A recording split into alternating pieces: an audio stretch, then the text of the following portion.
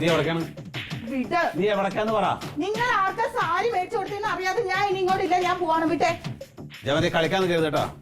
ആ ബാഗ് അകത്തോണ്ട് നോക്കി. ഇല്ല, ആ ബാഗ് അകത്ത് കൊണ്ട്. നിങ്ങൾ എന്നാ പിന്നെ സത്യം പറയുന്നേ, ആർക്കാ സാരി മേടിച്ചു കൊടുത്തേ?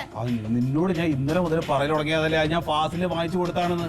എന്താ വിശ്വസിക്കാൻ നിനക്ക് വലിയ പാട്? പിന്നെ പിന്നെ ഇതിന് കള്ളം പറയണേ. ഫാസിൽ എന്നെ പറഞ്ഞല്ലോ സാരി ഒന്നും മേടിച്ചിട്ടില്ലാന്ന്. വേണ്ട, നിങ്ങൾ വിട്ടെ. അത് കൊണ്ടുപോയി വെക്ക്.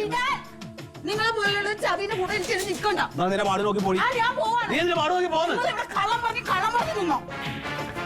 നോക്ക് നോക്ക്, നിന്നോട് ഞാൻ അവസാനമായിട്ട് പറയാണ്, ഇപ്പൊ നീ ഇറങ്ങി പോയി കഴിഞ്ഞാൽ നീ ആ പഴി ഇങ്ങോട്ട് കയറൂലട്ടാ.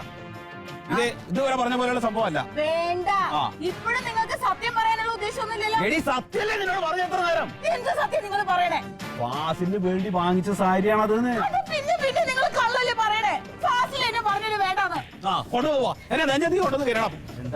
എന്തിനാ നീ സാരി വാങ്ങിച്ചില്ല എന്ന് പറഞ്ഞവളോട്? ആര് സാരി വാങ്ങിച്ചിട്ടില്ല നീ എന്തിനാ അവളോട് പറഞ്ഞെന്ന്? ഇപ്പൊ അവള് ബാഗ് കുന്തൊക്കെ എടുത്ത് പോകാൻ നിൽക്കുകയാണ്. ആര് പറഞ്ഞു സാരി മേടിച്ചിട്ടില്ലെന്ന്? അപ്പൊ നമ്മള് രണ്ടുപേരും കൂടെ അല്ലേ സാരി വാങ്ങിക്കാൻ പോയത് അല്ലേ? പിന്നെ വാങ്ങിച്ചിട്ടില്ലെന്ന് പറഞ്ഞ വാങ്ങിച്ചിട്ടില്ലെന്ന് പറഞ്ഞില്ലെന്നേ. ഞാൻ അങ്ങനെ പറഞ്ഞു. ഇന്നലെ ഞാൻ ഫോൺ ചെയ്തപ്പോ പറഞ്ഞില്ലേ സാരി മേടിച്ചില്ലാന്ന്. അതാ എന്റെ കനക, നമ്മള് രണ്ടാളും കൂടി പോയി സാരി മേടിച്ചില്ലേ. ഞാനത് വീട്ടിൽ കൊണ്ടുവന്നപ്പോ അവൾക്ക് അത് ഇഷ്ടപ്പെട്ടിട്ടില്ല. പിന്നെ ഞാൻ അവളെയും കൂട്ടി ആ കടയിൽ ചെന്ന് അവിടെയുള്ള സാരി ഒന്നും ഇവൾക്ക് ബോധിക്കണില്ല. പിന്നെ ആ വിലക്കുള്ള ഒരു ചുരിദാറും മേടിച്ചിട്ട് ഞാൻ വീട്ടിലേക്ക് പോയി. അപ്പോഴാണ് ഇവള് എന്നെ വിളിച്ചത്. സാരി മേടിച്ചില്ല, ചുരിദാറാണ് മേടിച്ചതെന്ന് പറഞ്ഞപ്പോഴേക്കും ഫോൺ കട്ടായി. അതിൽ ചാർജും ഉണ്ടായില്ല.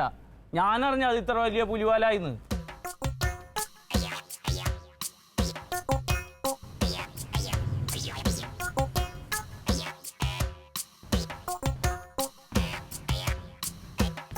എന്തേ നീ വന്നില്ലേ? ഞാനൊന്നും വരുന്നില്ല, നീ നോക്കോ. ഈ പനി മാറിയിട്ട് നീ വന്നാ മതി. എന്നാ ഞാൻ അപ്പോഴേ പറഞ്ഞാണ് അവനോട് വേണ്ട വേണ്ടെന്ന്.